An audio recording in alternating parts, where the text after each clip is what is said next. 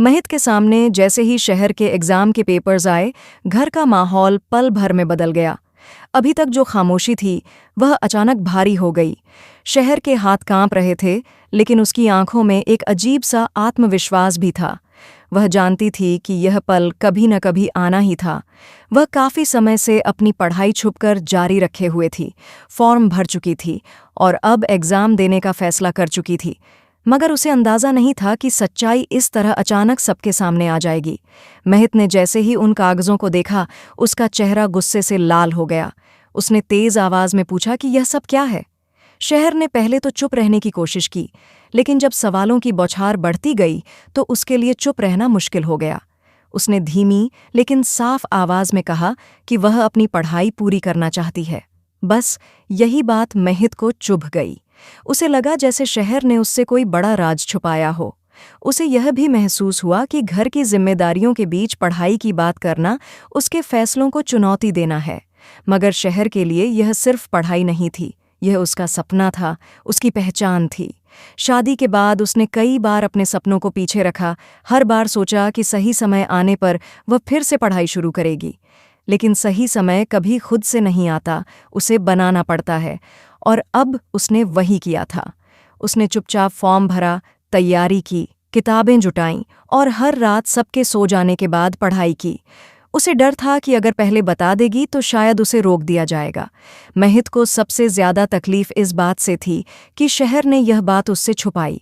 उसे लगा कि यह भरोसे की कमी है।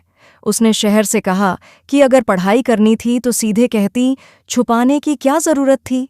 शहर की आंखों में आंसू आ गए, लेकिन इस बार वह कमजोर नहीं पड़ी। उसने कहा कि उसने कई बार इशारों में बात की थी, लेकिन हर बार उसे टाल दिया गया।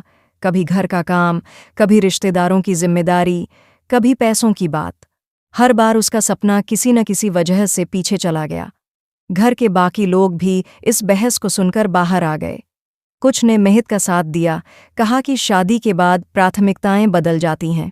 कुछ ने शहर की हिम्मत की तारीफ की, कहा कि पढ़ाई में क्या बुराई है।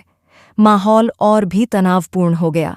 शहर को लगा कि जैसे वह कटघरे में खड़ी हो और सब उसकी जिंदगी पर फैसला सुना रहे हों। इसी बीच शहर ने एक ऐसी बात कही जिसने सबको चुप कर दिया।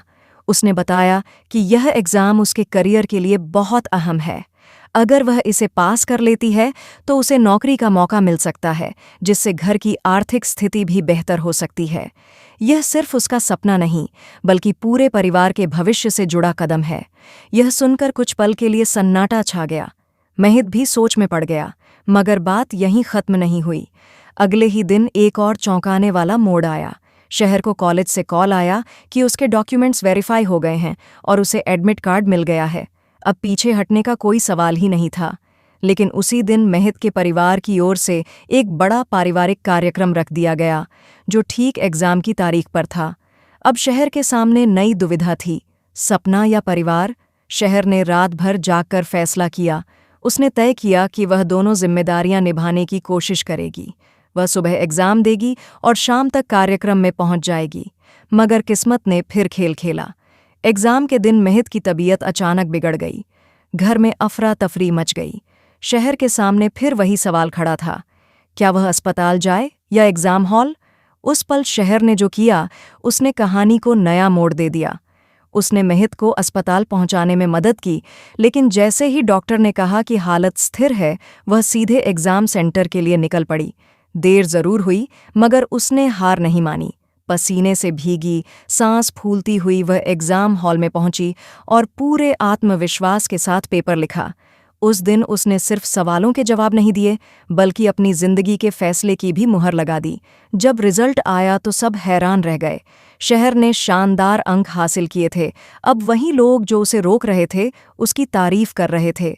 महित को भी अपनी गलती का एहसास हुआ।